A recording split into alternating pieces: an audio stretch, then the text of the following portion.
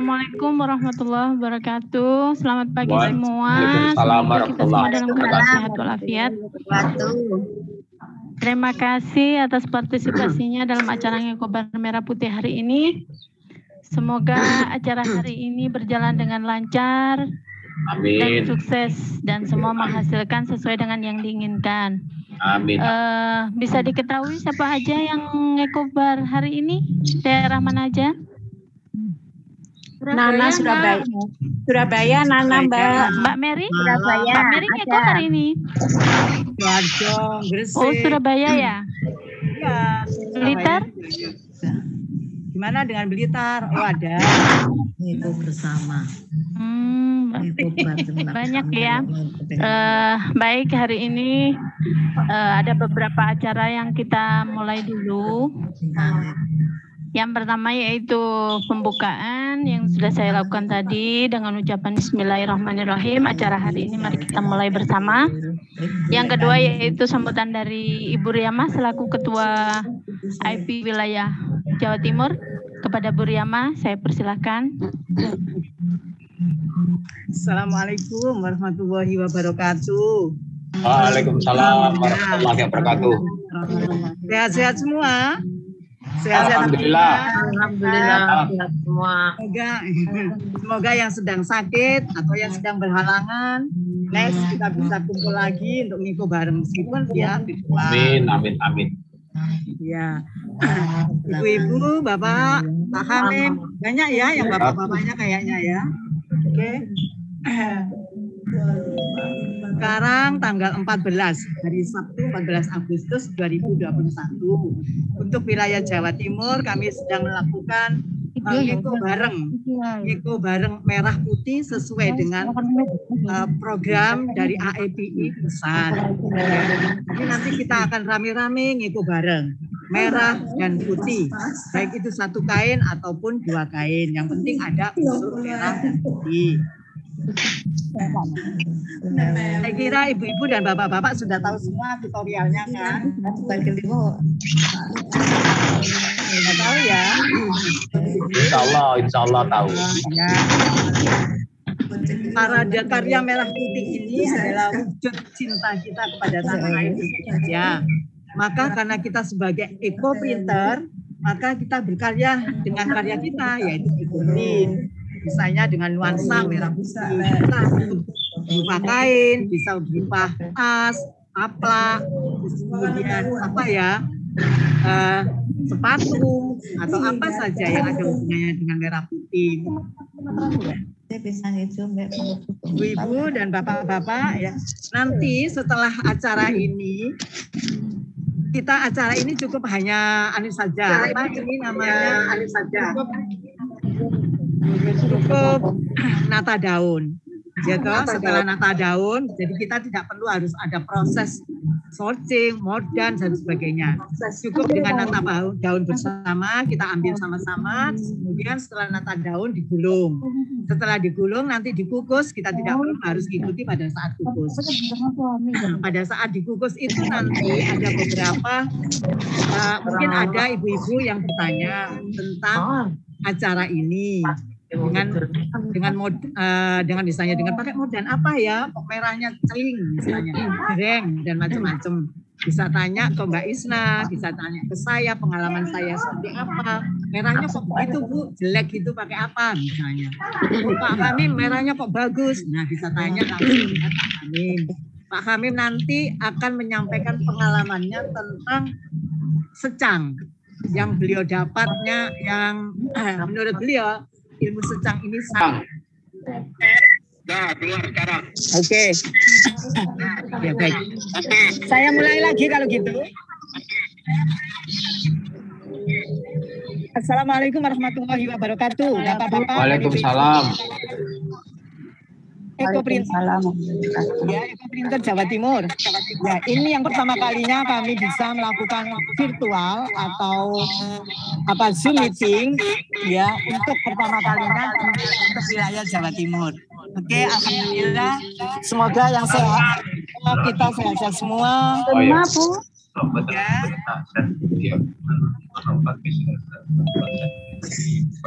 Bagaimana suara saya? Ya. Oke.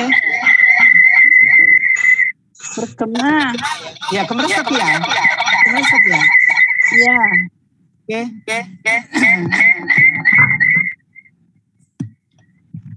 Suaranya ada feedbacknya, Bu. Handphonenya bisa dijauhkan. Ya, oke.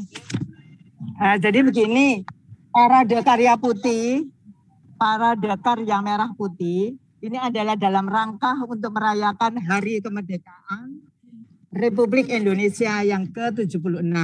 Ini merupakan wujud cinta tanah air Indonesia, yaitu kita akan berkarya tentang ekoprint, berkarya ekoprint dengan nuansa merah putih. Baik itu Ibu berkarya berupa lembaran bendera, misalnya lembaran taplak meja atau kain, atau produk pengembangan lain seperti busana, produk craft, dan lainnya. Nanti setelah ngeko bareng, ibu-ibu dan bapak-bapak, hasilnya bisa di-share di grup wilayah Jawa Timur. Paling lambat tanggal 17 Agustus jam 12 malam. Nanti yang terbaik akan dipilih 3 terbaik hasil karya ibu-ibu atau bapak-bapak, gitu. Nanti akan mendapat hadiah dari panitia, yaitu dari pengurus wilayah Jatim. Tetapi tidak menutup kemungkinan, mungkin di antara ibu-ibu bisa menyumbangkan hadiah. Semakin ramai, semakin banyak hadiahnya, semakin sip lah. Ya. Acara hari ini cukup dimulai dengan menata daun. Jadi tidak setelah menata daun digulung sudah selesai. Kita lanjutkan dengan Pak Hamim, ya toh, Pak Hamim nanti akan menyampaikan pengalamannya tentang secang. Kemudian jika ada tanya jawab yang berkaitan dengan secang atau yang berkaitan dengan yang disampaikan oleh Pak Hamim bisa langsung menjawab. Tetapi misalnya ada masalah-masalah lain yang perlu disampaikan, nanti akan Mbak Isna akan menjawab. Saya juga akan membantu menjawab. Keluar. Nah, bagaimana Ibu-Ibu, sudah paham dengan apa yang saya sampaikan? Ya, oke. Mudah-mudahan aja acara ini akan berlanjut ya. Jadi ini memang yang pertama kalinya kita bertemu lewat virtual untuk Jawa Timur. Nanti akan kami lanjutkan lagi acara-acara berikutnya, misal siapapun yang punya gawe, ayo kita virtual, monggo. Jadi nanti kita fasilitasi untuk webinar ya. Baik, terima kasih Mbak Isna, itu aja yang perlu sampaikan. Mari kita bersama-sama maju dan berkarya untuk Indonesia maju bersama AEPI. Terima kasih.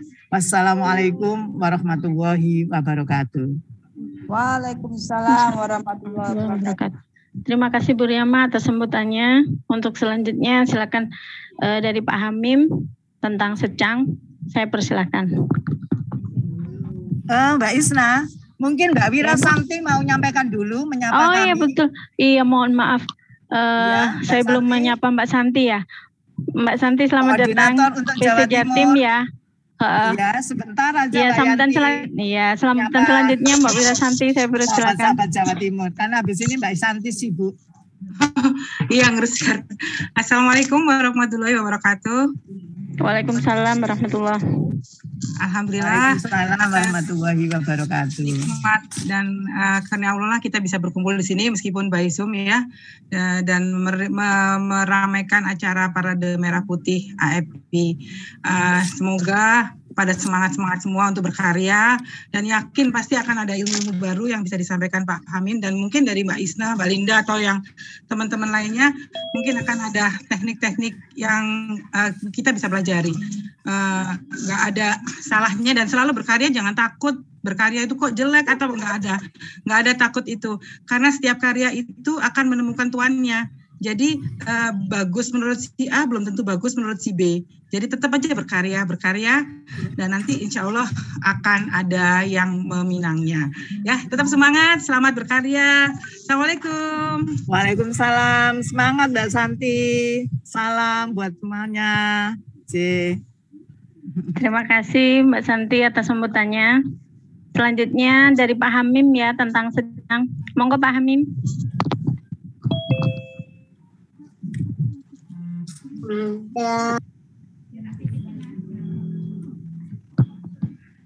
Suaranya Pak Hamim. Moodnya Pak Hamim. Mutanya jangan dimatikan. Oke, siap. Nah, Assalamualaikum warahmatullahi wabarakatuh. Waalaikumsalam. Ini maaf ya sebelumnya saya nggak bisa sambil ngiko karena ya kondisi ya kuli pabrik lah. Ini lagi di kerjaan jadi cari waktu untuk ikut meeting aja. Ya pada dasarnya masalah secang ya. Secang itu memang unik dari zaman bahela, dari zaman dulu sampai sekarang itu banyak sekali manfaat dari secang. Dan secang itu pun saya rasa ya sepengalaman saya mengenal mungkin dan mengenal pewarnaan itu istimewa sendiri secang ini daripada yang lainnya. Karena dari secang itu apa ya, kandungan intinya itu yang nggak ada di tempat yang lain, di kayu-kayu yang lain nggak ada, yaitu kandungan utama dari brazilin itu. Brazilin itu yang penghasil warna merah. Banyak tanaman yang menghasil warna merah, misalkan buah bit, buah naga, dan dari kalau di luar negeri ada cocinel ya, cocinel itu juga dia penghasil warna merah. Nah di Indonesia untuk mencari cocinel itu susah. Dengan secang ini kita melakukan pengambilan warna merah. Dari unsur brazilin itu yang menghasilkan warna merah memang spesial dan perlakuannya juga spesial karena brazilin itu sendiri kandungannya mengandung apa? Etanol. Etanol itu etil alkohol. Kita tahu sendiri etil alkohol itu mudah menguap, mudah gradasi, mudah luntur. Itulah secang. Nah, kebanyakan dari kayu secang itu digunakan yang paling banyak untuk di makanan atau minuman. Untuk penghasil di pewarna itu harus melakukan apa ya?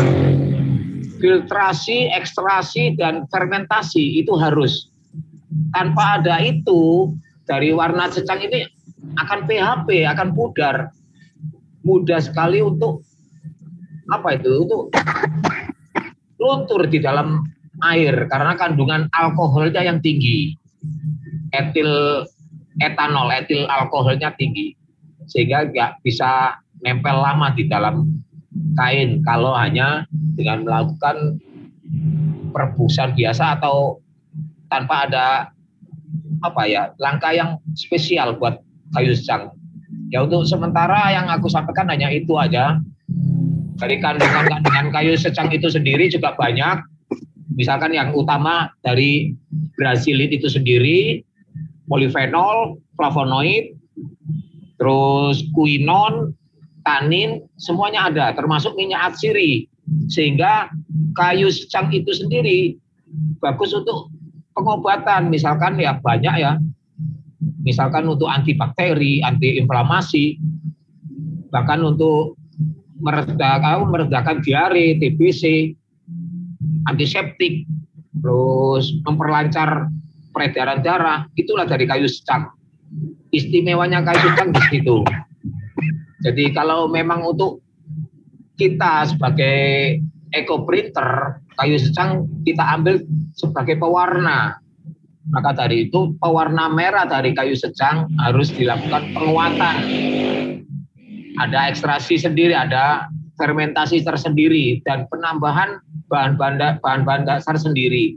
Mungkin lain waktu kalau kita bisa langsung bertemu, langsung bisa ngiko bareng, mungkin bisa lebih detail lagi dalam penjelasan tentang memperkuat kayu secang ini sendiri dari pewarna kayu secang. Untuk apa Zoom sekarang ini karena waktu yang sangat mepet ya nggak mungkin saya jelaskan semua karena ya itulah kita masih dalam masa pandemi. Lain kali insya Allah dalam waktu dekat kita bisa ikut bareng nanti ya.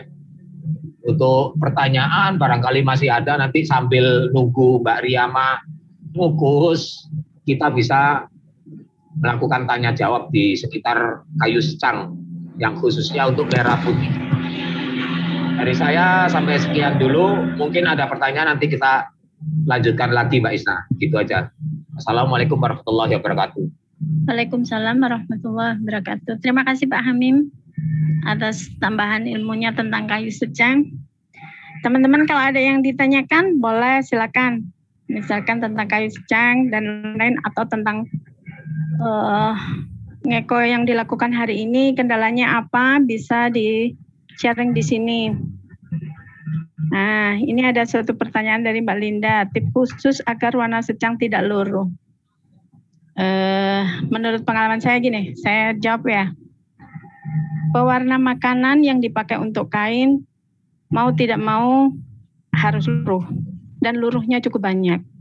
Karena itu adalah pewarna makanan, jadi memang tidak untuk dipakai di kain. Cuman karena kita pakai di kain, ada perlakuan khusus atau tertentu yang bisa membuat secang itu luruhnya tidak seberapa. Biasanya luruhnya secang itu, secang, pandan, kunyit itu luruhnya bisa di atas 50%. Kalau mau tidak luruhnya tidak terlalu banyak, mordan kain itu harus diperhatikan karena sangat berpengaruh. Kalau menurut pengalaman saya selama ini, karena mordan kain itu di atas 70% pengaruhnya terhadap hasil kita ngiko. Pak Hamim mungkin mau nambahkan? Oke, terima kasih. Akan saya tambahkan, menurut pengalaman saya ya, untuk memang pewarna makanan itu yang pakai rata-rata, dan itu dari BUMN, Badan POM itu dianjurkan yang gampang luruh di air. Jadi kayak secang itu dia akan luntur di air. Makanya sebagai pewarna makanan. Nah, dari sifat yang mudah luntur di air, mudah larut dalam air, disitulah butuh penguat. Nah, kalau saya sendiri, saya lakukan pertama ekstraksi dengan asam kalau saya. Karena asam kuat itu akan menambah pengikat untuk kayu secang itu sendiri. Dan untuk pelarut awal aku menggunakan metil alkohol. Nah, metil alkohol itu yang sebagai penambah unsur karbonil pada kayu secang itu sendiri. Jadi ya kita harus harus paham akan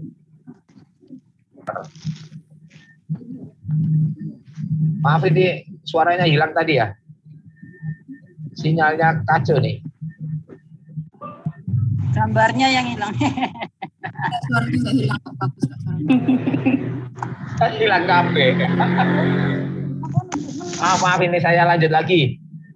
Jadi pengalaman saya di secang itu, karena secang itu memang khusus untuk makanan dan minuman, karena mudah larut dalam air, dalam pencernaan juga tidak menghambat pencernaannya. Disitulah kayu secang. Sedangkan kain itu butuh pewarna yang kuat. Sedangkan kayu secang itu sendiri mudah luntur di air. Makanya pengalaman saya, aku lakukan itu namanya fermentasi dan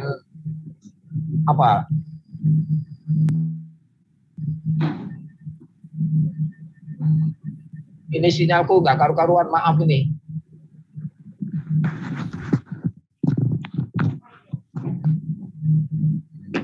Bisa dengar? Mbak? Nah, bisa, suaranya bisa, gambarnya aja yang hilang. Gambarnya aja yang hilang, Pak. Nah, ini gambarnya nggak perlu kali ya. Makanya Nah, kayak secang kalau pengalamanku ya itu hanya aku lakukan fermentasi dengan asam kuat.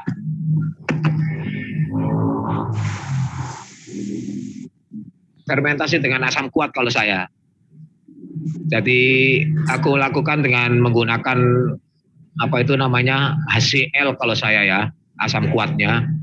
Dan untuk pelarutnya awal pakai metanol, metil alkohol. Karena dalam unsur secang itu sendiri butuh penguat karena dia gampang larut di air. Dengan di situ kita harus melakukan fermentasi itu.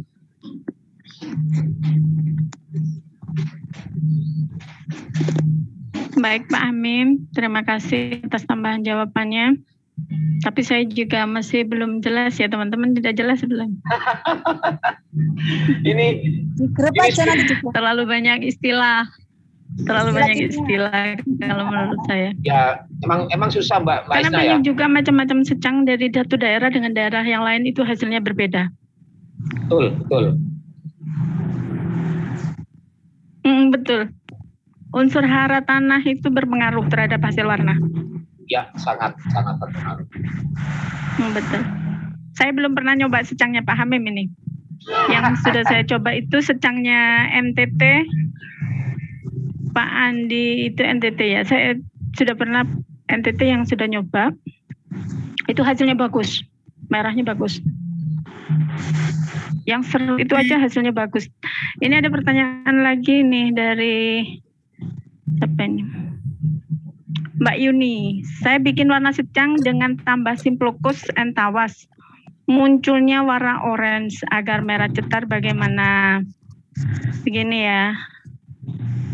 Sepengalaman saya, pencampuran simplokusnya itu ada takarannya.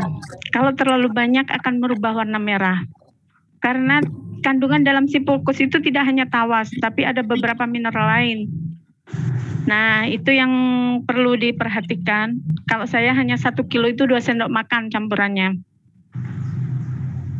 Kalau Pak Hamim, campuran simplokusnya berapa takarannya? Begini teman-teman, kalau ditambahkan tawas, intinya itu sudah melakukan mordan pada warna. Namanya metamordan. Jadi penumpukan mordan itu juga harus diperhatikan. Karena kain akan jenuh kalau terlalu banyak tumpukan mordan. Jadi perlakuannya harus mesti dinetralkan dulu kainnya. Kalau dari premordan dan melakukan pewarnanya ditambah bahan mordan, artinya melakukan metamordan, dia harus dinetralkan dulu dari mordan yang pertama, baru ditambahkan dengan memakai yang metamordan. Itu pengalaman yang saya lakukan selama ngeko, karena penetralan kain itu dari premordan ke metamordan itu juga kalau kainnya jenuh, penyerapannya juga nggak maksimal. Pak Amin? Mungkin aku nambahin sedikit boleh? Ya betul, boleh. Silakan Mbak Santi. Mungkin orang itu juga pengaruh dari air juga bisa loh. Sangat ya. Air, jadi air mau ke ungu atau oranye itu biasanya pengaruh juga dengan air. Jadi kayak aku kalau ngeko di BSD akan jadi ungu. Kalau di rumah di Bilabong di Bogor itu warnanya ke orange. Jadi mungkin itu. Tapi untuk biar merah, salah satu caranya harus airnya harus netral, mungkin pH-nya dengan air hujan atau air AC itu mungkin solusinya. Nah, itu aja aku nambahin itu. Makasih. Jadi gini, untuk air Bu ya, air pada dasarnya untuk pewarna yang bagus itu yang punya TDS rendah. Satu. Yang kedua pH-nya netral 7. Terutama secang. Secang itu harus punya pH 7. Kalau dia pH-nya kayak air hujan, itu pH-nya bisa 5 atau 6. Itu akan pengaruh ke dalam warna, karena zat warna itu sendiri sangat berpengaruh oleh pH. Semua pewarna alam itu akan terpengaruh oleh pH. Semakin pH-nya rendah, semakin ke arah kuning kalau secang. Nah, kalau pH-nya netral antara 6 sampai 7 itu merah. Kalau dia 8, dia akan ke merah tua. Sampai ke atas, sampai 9, 10, itu akan jadi ungu. Bahkan sampai ke biru. Nah, itulah secang. Nah, Ya, betul. Terus untuk Brazilin dari secang ini beda dengan antosianin dari apa itu namanya buah bit misalkan atau buah naga. Itu langsung cenderung ke ungu dia. Karena unsur yang berbeda dalam kandungan kayu secang sama Android. buah bit atau yang lainnya. Nah, ini yang harus kita perhatikan, harus hati-hati dengan masalah pH air itu yang kalau kepingin aman, beli aja air galon Aqua atau Clio atau apapun air galon itu lebih aman dan itu dipastikan pH-nya rendah, pH netral, bukan pH rendah, maaf. Ya netral antara 6 sampai 7, 6,5 sampai 7. Air isi ulang juga bisa ya berarti Pak? Bisa, bisa. Aqua atau Clio kan mungkin mahal kalau buat Ya, ngitung. bisa. Air isi ulang kan lebih murah. Ya, bisa. Itu pH antara 6 sampai 7, 6,5 sampai 7. Daripada ngumpulin air AC ya. Memang kalau air AC bagus, lama ngumpulinnya.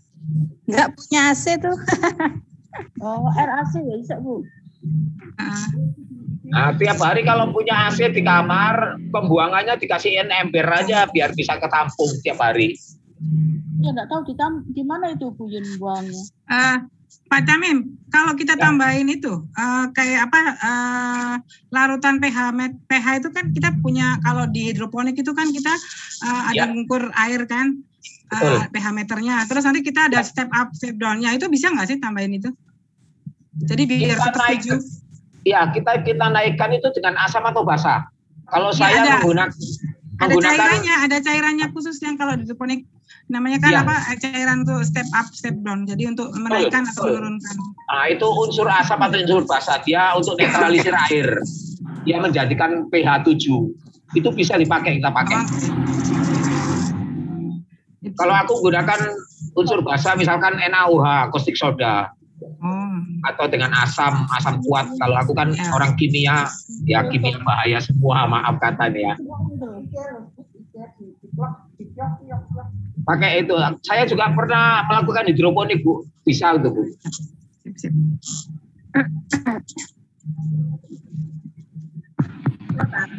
Terima kasih Pak Hamim ya. Saya cuma menambahkan, karena kalau ke warna oranye atau kuning itu biasanya secangnya itu kondisi asam. Saya biasanya kalau mau cari warna oranye, secangnya saya siram cuka.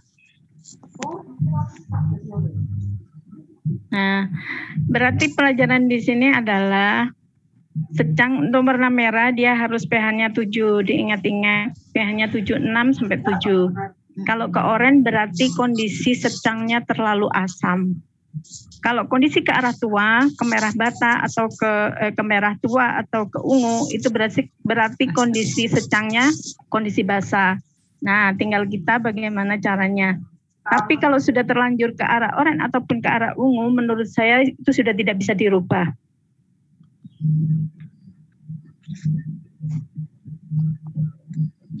Kalau untuk penambahan zat kimia, ya bentar ya. Kalau untuk penambahan zat kimia, saya tidak menganjurkan. Kenapa? Karena kain yang kita pakai di sini adalah kain serat alam, dan sebagian kain itu dia akan kerapuhan, tingkat kerapuhan kain itu harus diperhatikan kalau terkena zat kimia. Jadi untuk mengantisipasinya menurut saya adalah yang paling aman adalah air yang kita gunakan harus diperhatikan dari awal. Misalkan air kita itu terlalu mengandung kapurnya tinggi atau air di daerah kita asam, ya, cara mengantisipasinya dari situ, dari awal. Jadi warna yang dihasilkan juga sesuai dengan keinginan kita. Ya Pak Hamim? Untuk memang apa ya, eco-printing ini luas, eco-printing itu luas.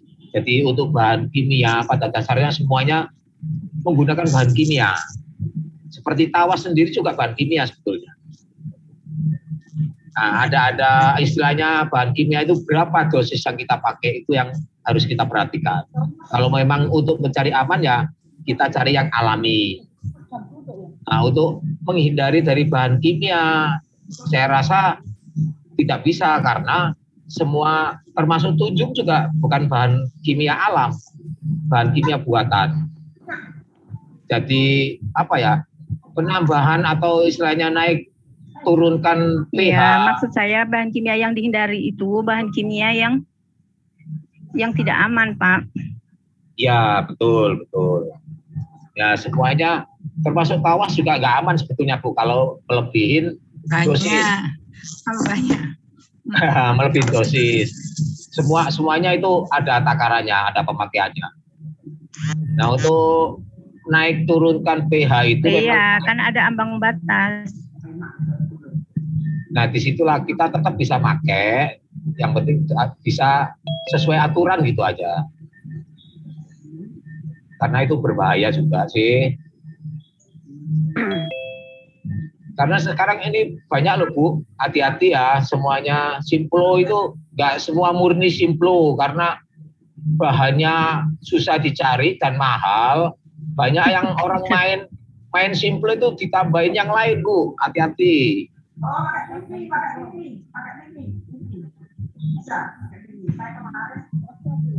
Ini pertanyaan selanjutnya ya. Ya, Pak Hamim. Ya, saya mau nyampein sesuatu buat Pak Hamim. Ya.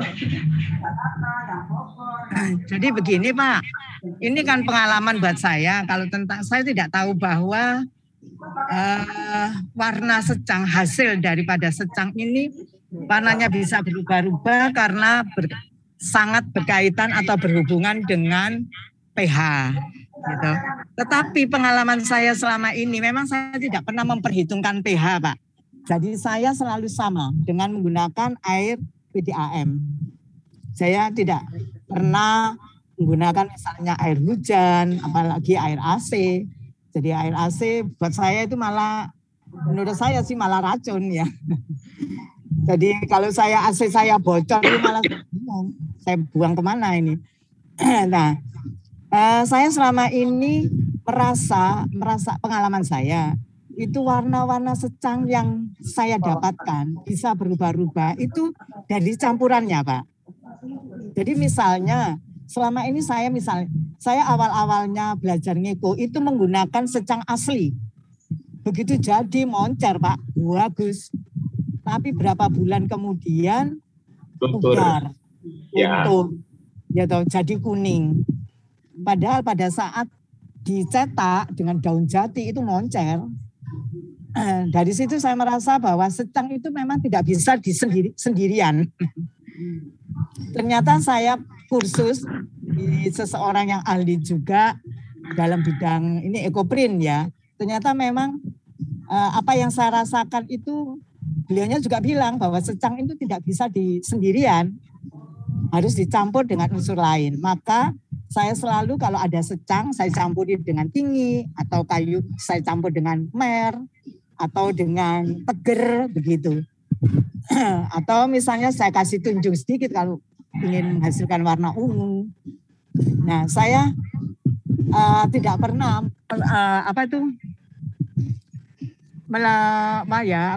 praktek dengan air hujan atau apa. Ini saya coba apakah hasilnya secang aja dengan air hujan bisa bagus ya. Soalnya saya belum. Nah, ini pengalaman buat saya sangat inspiratif. Terima kasih. Karena selama ini saya memang tidak pernah melakukan buat secang sendirian. Pasti saya merasa itu cepat pudar. Gradiasinya terlalu terang gitu. Kalau masih basah bagus lah. Terima kasih Pak Hamim ilmunya. Baik, terima kasih Bu Riyama.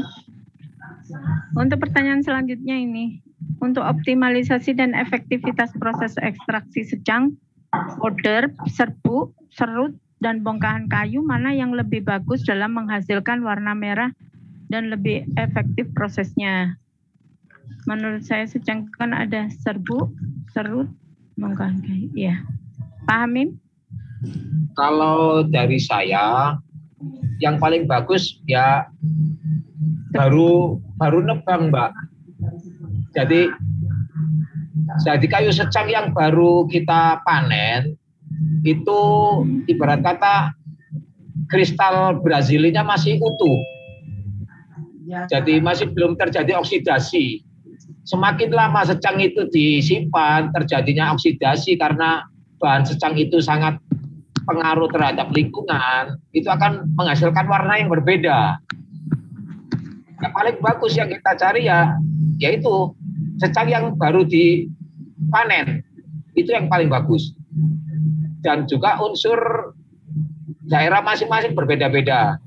Nah, yang pengalaman saya yang bagus dari daerah yang mengandung unsur kapurnya tinggi. Misalkan kayak Gresik sendiri kan dia ada di Gunung Kapur ya, dia menghasilkan warna secang lumayan bagus. Daerah-daerah yang mengandung unsur kapur tinggi itu penghasil pewarna secang sangat bagus. Contohnya kayak di Jawa Tengah, Gunung Kidul itu juga bagus hasil secangnya. Nah, itu harus kita ketahui di situ. Baca Mbak Isna. Baik.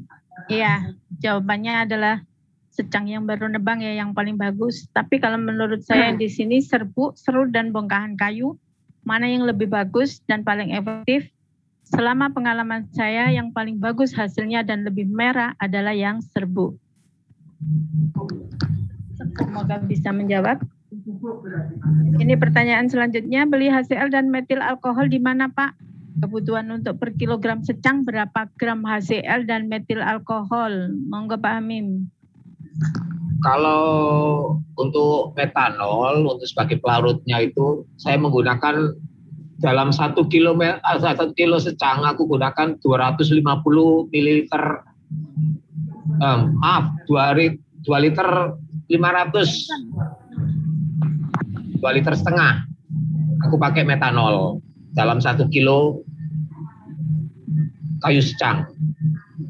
Nah, karena sebagai penguatnya itu kalau saya melakukan fermentasi menggunakan asam kuat, itu menggunakan di 2,5% dari bahan.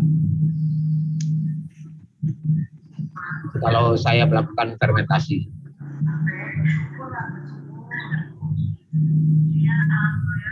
Beli di mana Pak metanolnya? Oh, kalau pembelian di semua bahan, kalau pembeliannya maaf nih, di online kalau saya beli, kalau ada bahan atau toko bahan kimia itu banyak bisa beli di toko bahan kimia metanol. Tapi lumayan harganya sih. Nah, semoga bisa menjawab pertanyaan teman-teman ini. Kalau soal HCl dan metil alkohol. Untuk selanjutnya ada pertanyaan, dosis aman tawas berapa? Kalau yang selama saya ikuti WS, semua guru rata-rata dosis yang paling aman adalah 25% dari berat bersih berat kain kering. Itu yang saya pelajari selama ikut WS. Pak Amim, ada tambahan? Sama-sama Mbak, nggak ada. Jadi kalau itu kan takaran untuk eko ya, 25% itu memang betul. Karena kalau kebanyakan nanti unsur logam yang lainnya nggak kebagian, terlalu jenuh dibilangnya. Teman-teman ada yang ditanyakan lagi? Semoga tadi bisa menjawab. Ada yang mau bertanya? Langsung.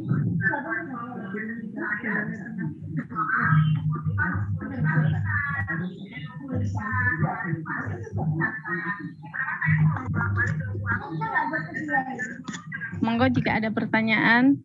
Saya Mbak ya. Ya, dengan siapa?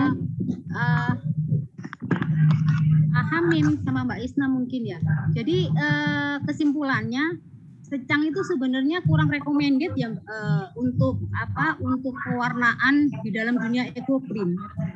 Kalau setahu saya, kalau di luar negeri kan ada kayu meder ya, itu sepertinya kok lebih stabil dibandingkan dengan secang kalau yang versi lokal sini. Nah, kira-kira yang setara dengan kayu meder itu apa, Pak? Atau memang tadi kan yang disebutkan itu buah naga, bit, itu semuanya kan terbilang tidak stabil. Dan memang mau nggak mau, kalau mau stabil harus ada unsur kimia yang masuk gitu. Ya. Nah, kalau ini Bu, karena kandungan unsur alkoholnya tinggi, sehingga mudah luntur. Nah, kalau di luar negeri, kalau memang kita bisa nyari tosinil, itu karena ya bukan kandungan brazilin, tapi dia merahnya kandungan proteinnya dari klorofil, kloroform. Dia menghasilkan warna merah yang unsur protein tinggi sehingga dia nempel kuat, stabil di dalam kain. Itu kalau seperti saya meter juga. tambahkan ya Pak. Ya monggo.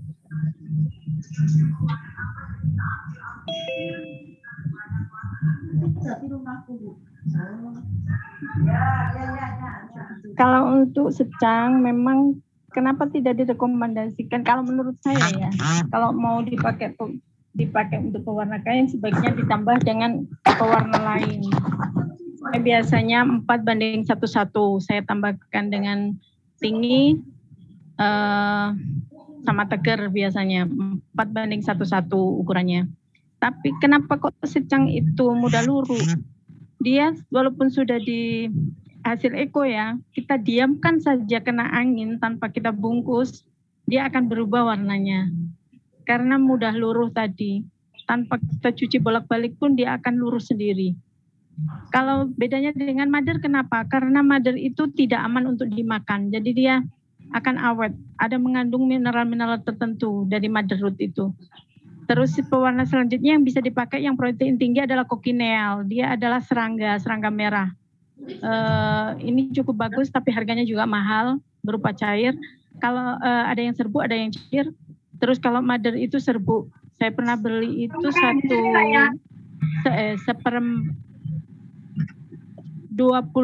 gram itu harganya 65.000 kalau nggak salah. Itu saya biasanya tambahkan ke secang. 1 kilo secang saya menambahkannya dengan madar itu 2 sendok makan. Itu hasilnya akan lebih lama dan tidak cepat pudar. Cuman memang harganya lebih mahal karena itu pewarna import. Dia lebih mengena warnanya karena dia tidak bisa dimakan. Bahan yang tidak bisa dimakan itu menghasilkan warna yang lebih lama. Itu selama pelajaran yang saya ikut beberapa WS. Kalau pewarna yang bisa dimakan itu semoga bisa menjawab.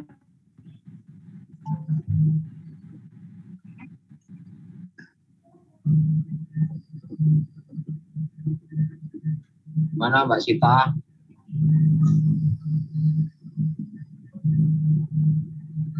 Monggo. Barangkali ada pertanyaan atau jawaban. Bisa terjawab pertanyaannya. Ada yang mau bertanya lagi?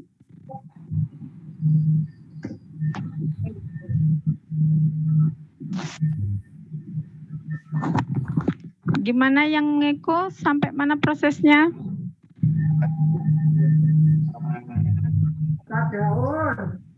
Masih menata daun, Mbak Isna.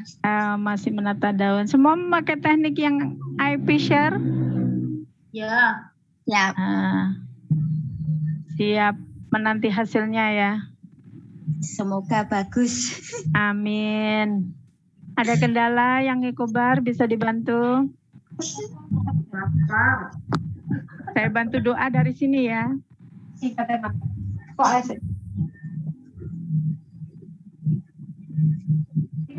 Tapi ada dengan jenis kain tertentu, secang juga bisa tahan lama. Misalkan di sutra. Sutra pabrik ataupun sutra tenun, hasil secangnya tidak teroksidasi oleh angin, oleh udara, dia tidak teroksidasi. Tapi kalau di kain katun dan lain-lain selain sutra, dia teroksidasi.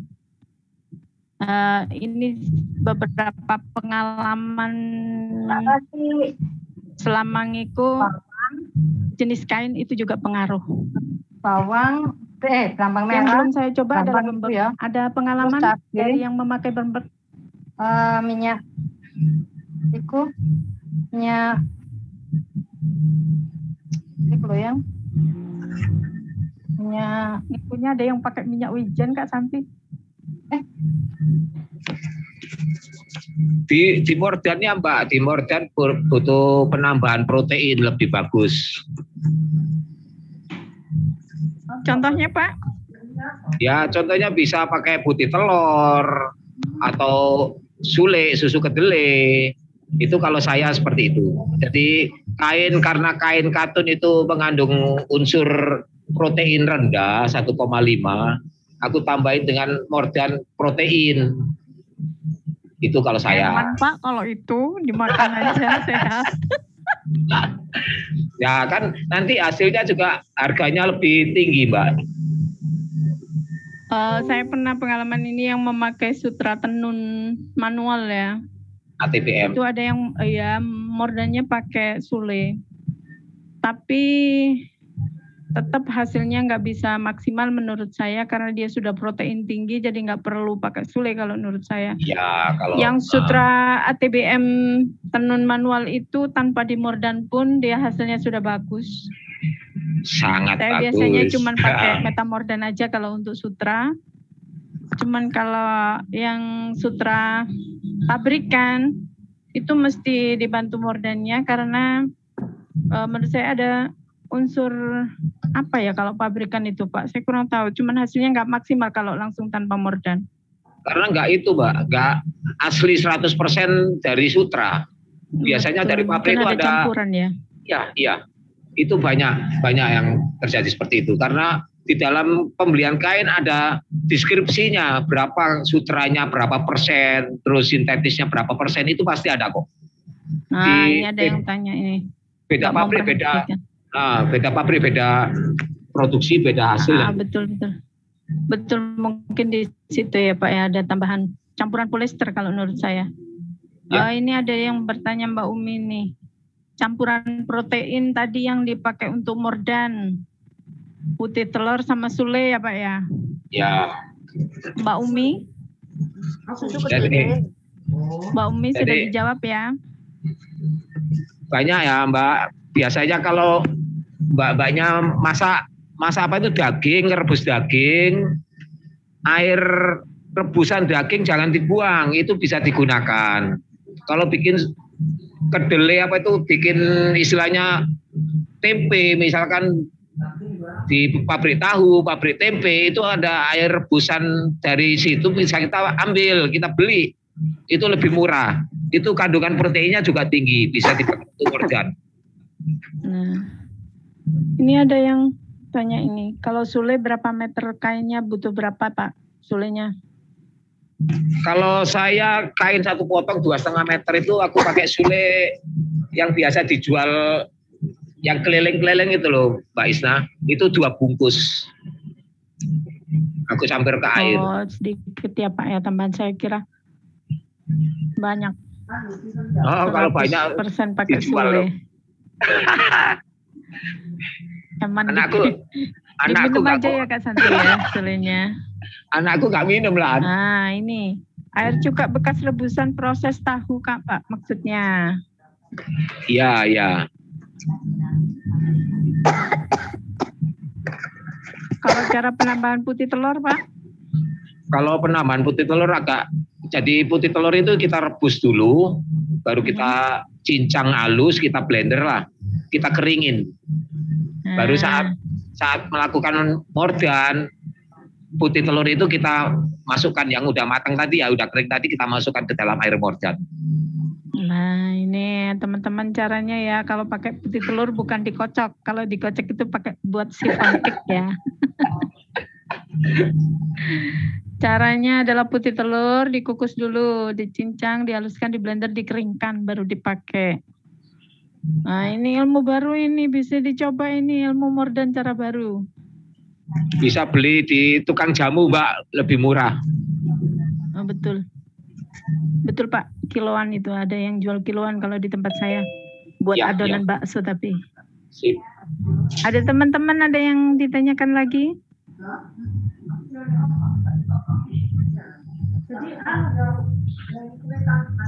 Cuka tahu, ini Pak yang pakai ampas tahu. Ampas tahu bisa kan Pak ya? Sama. Ampas tahu bisa dipakai Mordan Pak? Bisa. Jadi kalau Nah, kita ini cuka tahu berapa ukurannya?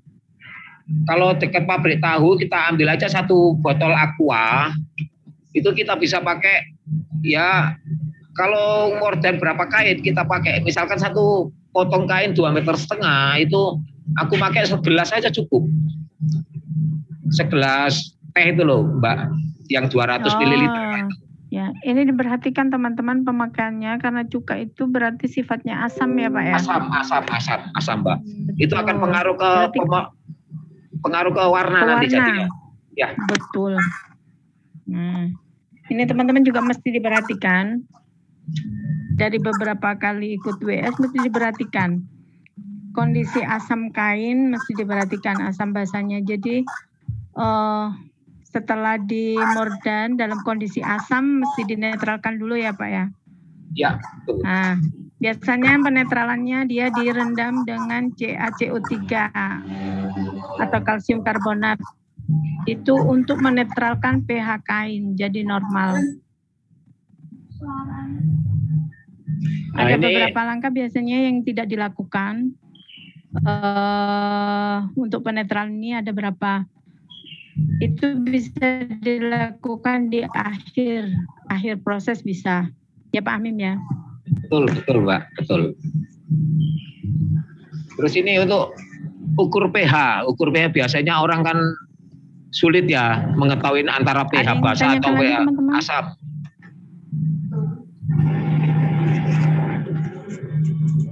Ini Pak ada yang tanya, kalau sule setelah proses Mordan baru rendam sule atau pas Mordan ditambahkan? Bisa dua-duanya, bisa untuk post Mordannya bisa, untuk saat Mordan pre-Mordan bisa. Intinya menambahin kandungan protein dalam kain.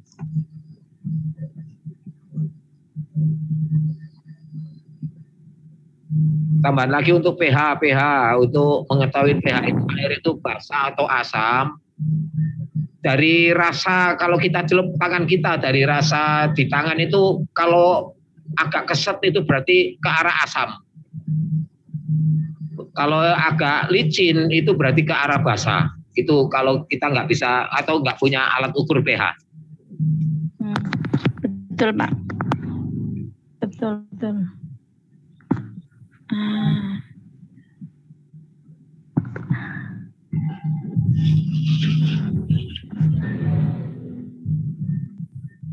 Monggo yang lagi ke Kobar, barangkali ada yang ditanyakan.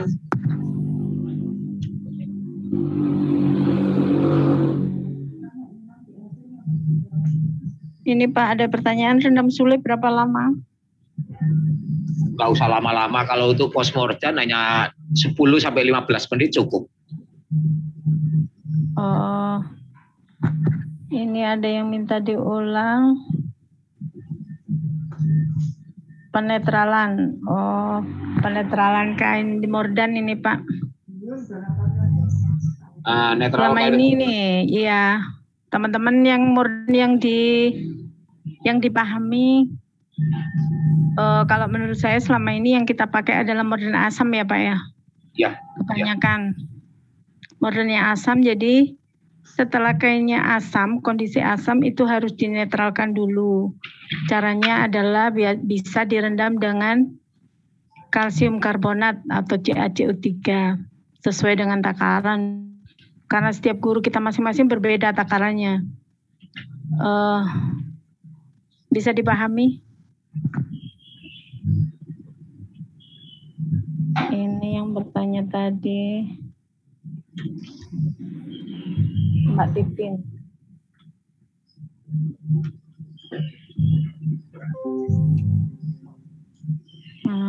Ya, baik.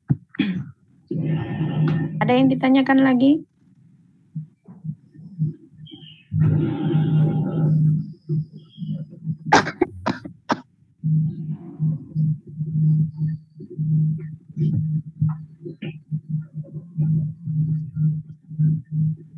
Boleh sekarang yang ditanyakan bebas, mau bertanya apapun selama saya bisa jawab sesuai dengan kemampuan yang saya miliki.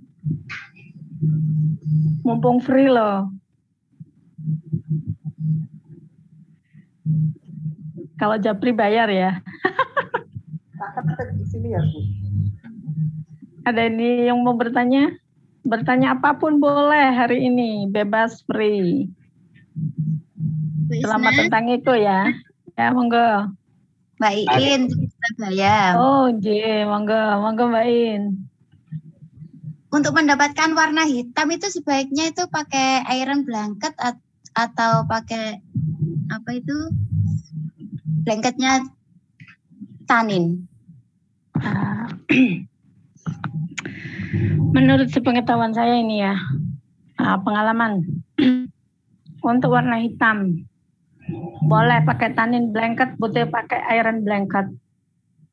Ini sesuai dengan pengalaman ya. Tanin yang dipakai yang kuat itu adalah oakgal yang menghasilkan warna hitam. Itu pemakaiannya 100 gram per liter air. 100 gram per liter air ya. Ya, direndamnya itu semalam, sehari semalam boleh 24 jam. Terus setelah itu pakai iron blanket ini ya. Iron blanketnya itu harus di atas 15 gram per liter. Harus di atas 15 gram per liter. Dia direndamnya harus di atas 1 jam. Minimal 1 jam. Jadi siap-siap blanketnya nggak bisa dipakai. Biasanya blanketnya akan rusak, cepat rusak dan cepat rapuh. Warna hitam, ya warna hitam itu kalau pakai tunjung. Ada yang lebih aman sebenarnya untuk menghasilkan warna hitam, yaitu memakai Majakani. Bukan. Owak sama majakani. Pewarna yang biasa warna hijau apa Pak hasilnya Pak? Saya lupa. Jolawe. Iya betul, pakai jolawe. Itu lebih aman untuk menghasilkan warna hitam, tapi melakukannya dengan metamordan. Paham? Maksudnya metamordan? Pewarnanya yang ditambahkan dengan tunjung.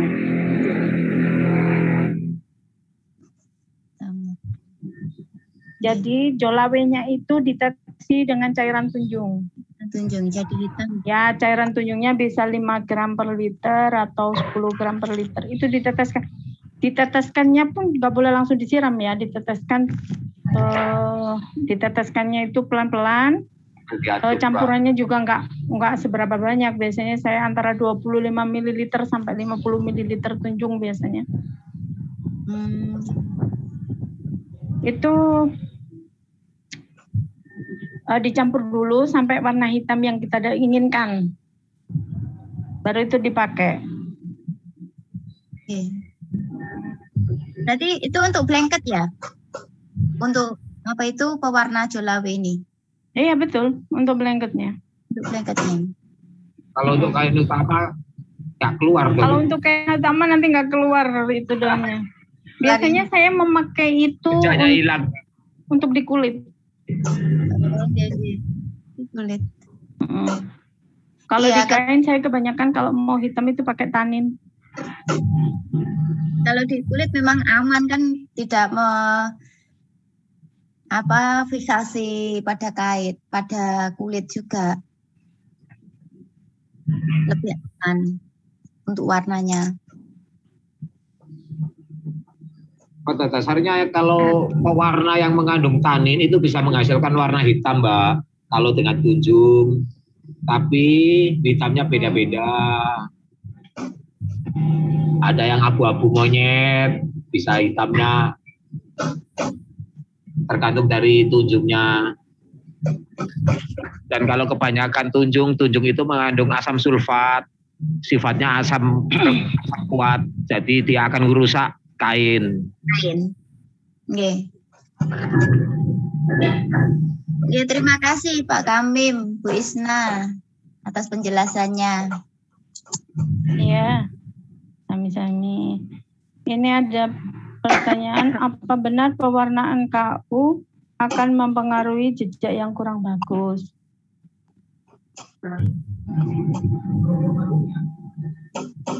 Kalau KU-nya yang diwarna, biasanya daunnya akan menghasilkan warna siluet kalau taninnya tidak kuat. Tanin daun yang saya maksud ya. Kalau tanin daunnya kuat, biasanya bisa berjejak selama warnanya tidak sama daun. Masih bisa kelihatan. Kalau KU yang diwarna, biasanya nanti yang jejak daun kelihatan itu adalah di kabinnya.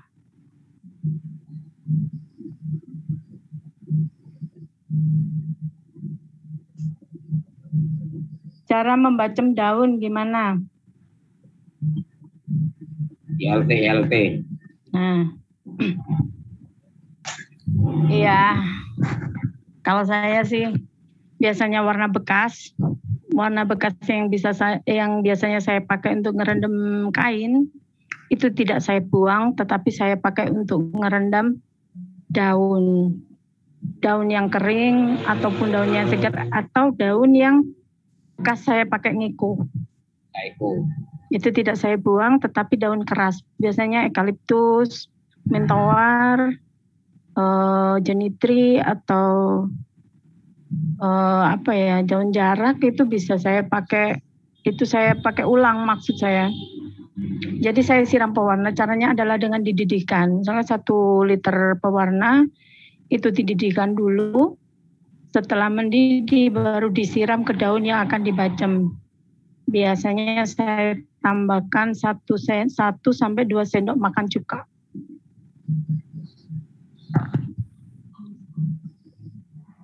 Sudah bisa dimengerti yang bacem daun?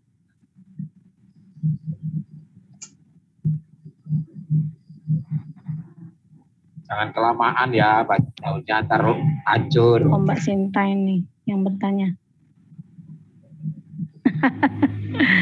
Biasanya yang tahan untuk dibacem itu eukaliptus jarak itu harus segar.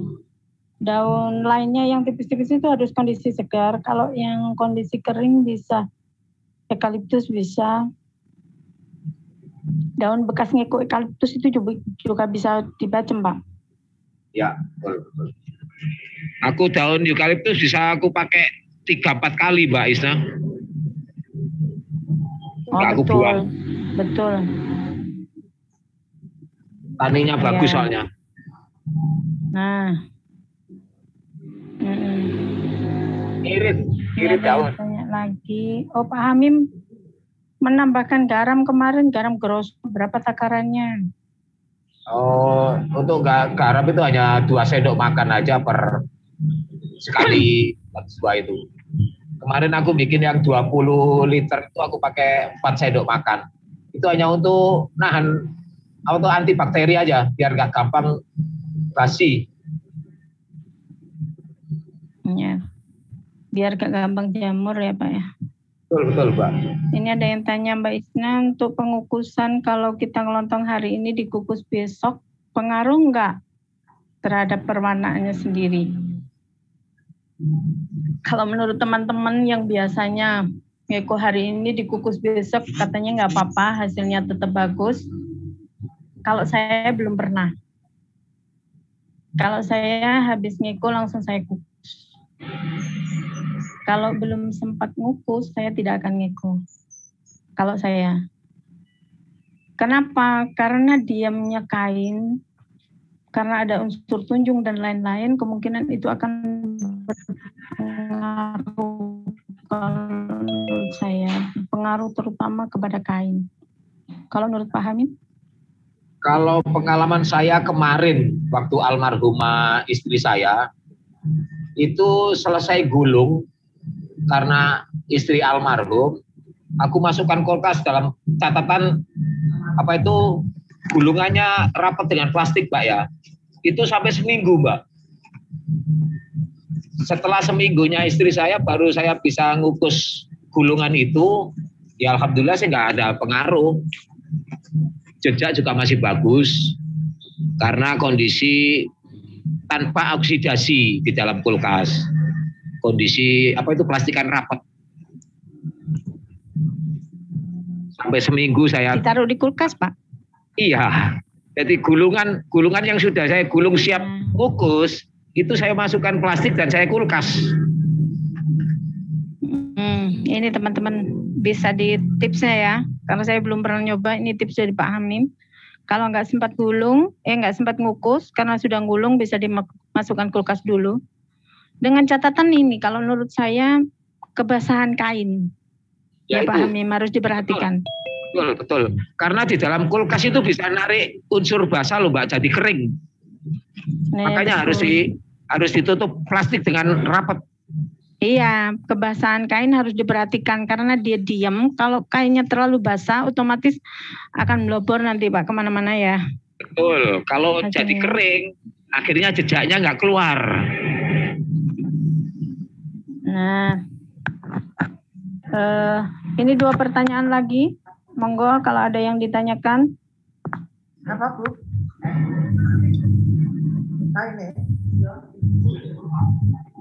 Nambah 2 pertanyaan lagi ya. Setelah itu kita tutup. Yang Eko gimana? Sudah mulai ngukus? Oh, sebagian masih gulung ini. Yang di Blitar masih gulung. Yang di Surabaya?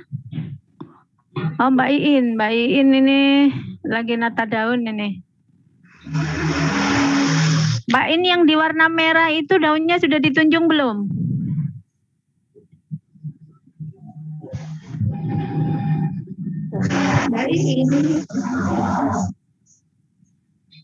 Iya Mbak, kalau yang ada di warna merah Mbak lebih Iin baik. yang di warna merah itu daunnya sudah ditunjung apa belum? Belum. Daunnya sebaiknya direndam tunjung untuk yang diletakkan di warna merah, Mbak In. Biar kelihatan jejaknya Mbak. Biar kelihatan jejaknya keluar warnanya. Kalau tidak ditunjung dia nggak akan keluar nanti. Nggak akan keluar. Direndam tunjung 30 menit. Kurang tunjungnya? Nah, gini teman-teman ya, itu kan warnanya merah sama putih. Nah, untuk yang berada di warna merah, karena hari ini kan agar tetap warnanya merah dan putih, otomatis nanti blanketnya dengan air biasa atau dengan tawas. Nah, karena nggak ada blanketnya merah putih juga. Oh, blanketnya merah putih juga. Iya, tapi yang di warna merah nanti nggak keluar itunya kalau taninya nggak kuat. Itu pakai daun yang taninya kuat ya, Mbak? Ini pakai daun ini. Lanang. Pakai daun jenitri jati lanang. Pakai yang kuat. Oh, oke. Bisa dicoba kalau daun taninya tinggi. Oke, dan tani tinggi semua. Oke Mbak, dilanjut. Kalau daun larang bisa jadi yang sama ya. Iya, oren tetap bisa, daun Afrika bisa, cuman mestinya kalau yang di warna merah sebaiknya taninya daunnya direndam tunjung dulu, itu lebih baik. Lupa saya tadi mau ngomong.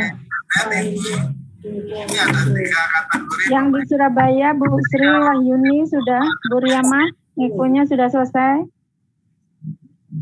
Aku sudah rapat. Gimana Bu, ngikunya sudah selesai? Masih nata daun Mbak Isna. Siap-siap lanjut. Hari ini karena sudah jam 11 lebih ini ya teman-teman, acara Ngekobar hari ini cukup sekian kalau menurut saya.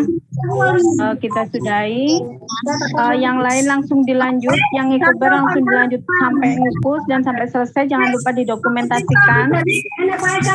Yang di Blitar, Surabaya. Nah, untuk selanjutnya kita foto bersama. Silakan dibuka videonya semua ya. Bu, foto Bu. Mbak Sinta. Mbak Sinta bisa diabadikan ya fotonya. Semua dibuka videonya tolong. Apa itu enggak? Assalamualaikum Mbak. Satria Faresa. Satu posisi ganti. Satria Faresa. Nah, kamera dibuka semua. Monggo Mbak Sinta, diapa fotonya? Mbak Sinta. Terus saya harus bagaimana? Adminnya Arka Mbak. Saya sudah siap. Pak Mas Arka mana ya? Mas Arka tolong dikomando.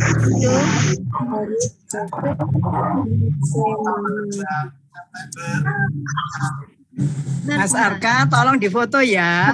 Kalau sekolah lihat semua tolong difoto. Hitung 1, 2, 3. Selalu.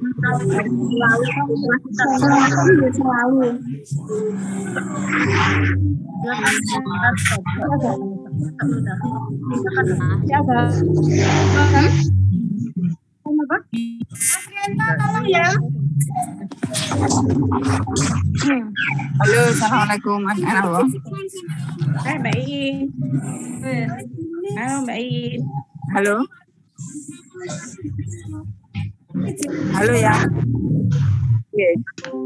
Ya sudah. Saya kurang sak map sak kelas. Loh. Sudah apa belum dipoto? Mas Toh lebih toh. Oh, piro? Oh, 100. Ya oleh 100. Ya. Mas kepungkung Pak ngerti. Sudah.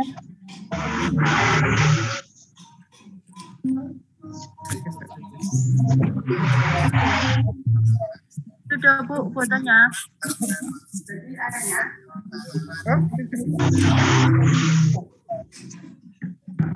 Sudah katanya.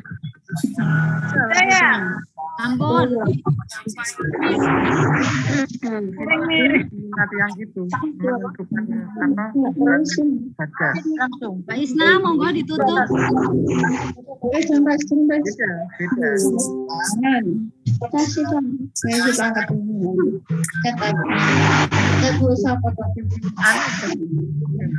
Isna monggo ditutup Mbak. Ada ya. Terima kasih.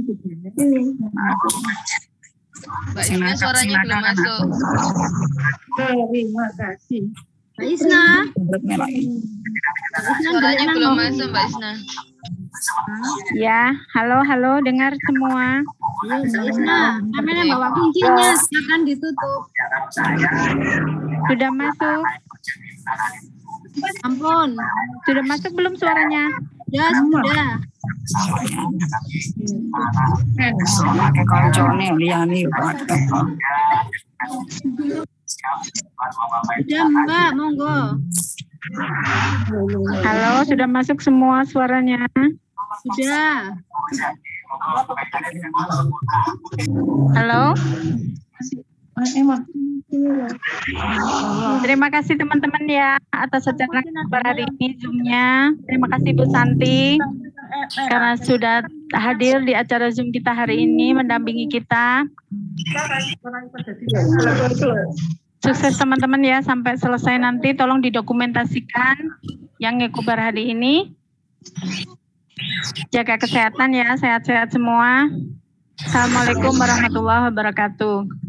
Waalaikumsalam warahmatullahi wabarakatuh. Makasih Mbak-mbak, makasih Pak Jamim. Pak Hamim, terima kasih ya.